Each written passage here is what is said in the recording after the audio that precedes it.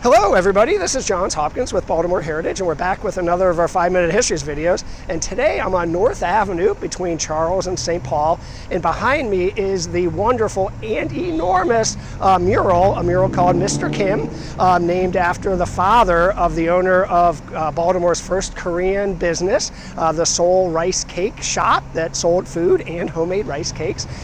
We are in the heart of what for many years has been called Koreatown. If you're following along more or less real time, we're heading into the month of May, and during the month of May, there are going to be a series of events highlighting Korean arts and culture.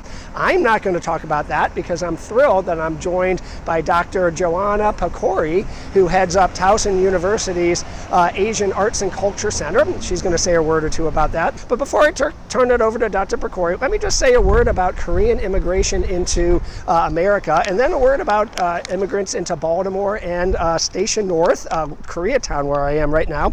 Have to start with a quick thanks to a person named Sojun Chung, who did wonderful research that I'm using for this. So thanks so much.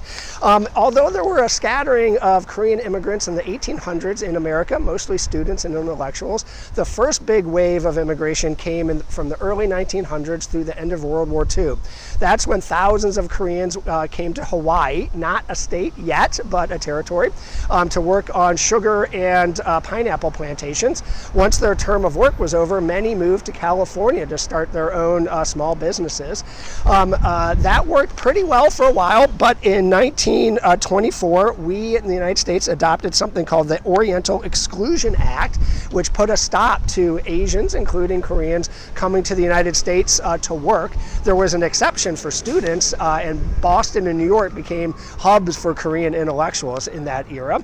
The second big wave started when the Korean War started in 1950 and lasted for decades after that. During the Korean War, right partway through, about 1952, we adopted a second immigration policy that basically rescinded that zero immigrant policy from the 1920s and allowed in mostly Korean intellectuals as well as professionals, engineers and scientists and doctors. The third big wave came in 1965 when we adopted yet another immigration act called the Immigration and Naturalization Act, which did away with the prior two acts, the one with zero immigration, the second with a quota system, and not only did away with that, but actively recruited Korean professionals, doctors, businessmen, engineers, and whatnot. I will say on a personal note, my pediatrician came from Korea in that era, so I personally benefited a lot from the new openness to Asian immigrants. During this time, the number of immigrants rose substantially. As many as 30,000 Koreans were coming here every year. Today, Maryland has 50,000 Korean immigrants, making us the 9th largest Korean population of any state. So how about Baltimore and Koreatown here on Charles and North Avenues? Well, we really got going during that third wave of immigration from 1965 onward. And in fact, we recruited skilled mechanics and engineers to work in our industrial sector. Really, the first thing to get started here was a group of doctors and scientists rented space to worship from Lovely Lane United Methodist Church, the mother church of Methodism. The first business to get going here, again, was the Seoul Rice Cake Shop on 20th also. And then pretty soon, a number of other things followed. There was Hyundai Plaza on North Avenue and 20th. It was like a mini mall started by a doctor, Dr. Jane Young-hee Liu. She not only was a physician, but a property owner. In the mini mall in Hyundai Plaza, there was the Crown Bar and Restaurant, a travel agency, I think a medicinal herb shop, all sorts of stuff. There was the Far East House over on Maryland Avenue. That was a Korean grocery store. And in its heyday, it had no fewer than 6 restaurants. Today, there are at least 3 that I know of.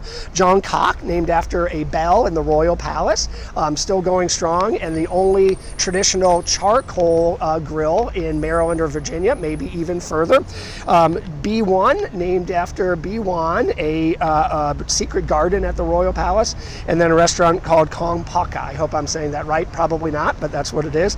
I'm going to end and turn it over to Dr. Pokori by saying a word about the Korean letters on the top of the mural behind me. If you're curious, there was a little bit lost in translation from Korean to the artist who painted them, but they basically say, Baltimore that remembers the future and open walls. With that, I'm going to turn it over to you, Dr. Pecori. We're all yours.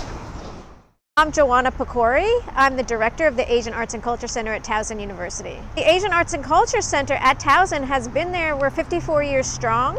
We're a little center, but we are probably the only center in the Baltimore area that focuses exclusively on the arts and cultures of Asia, and that's a big category.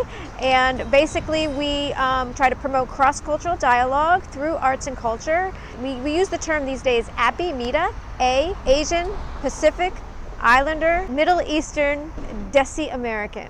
So we want to make sure people know they're included. So we really enjoyed becoming part of this project.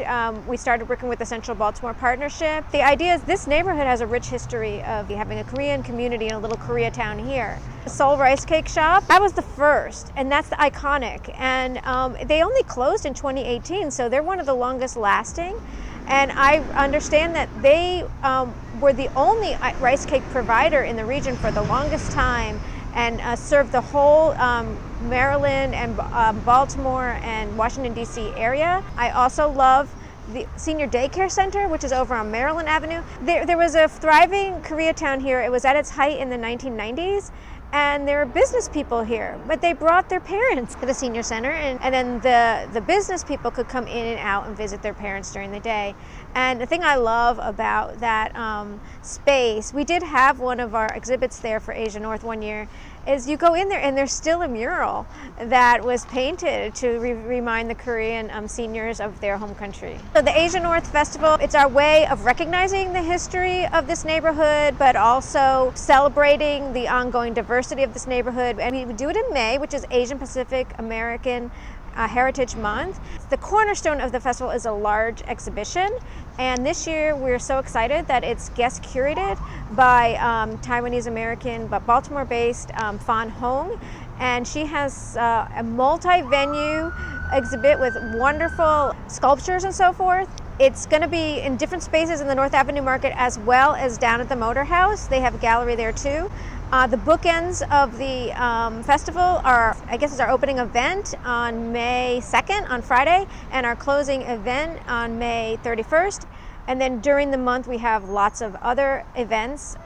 So there's music, there's food, there's conversations, there's book talks. So you can find out more about the Asia North 2025 Festival at www.towson/Asia North, ASIANORTH.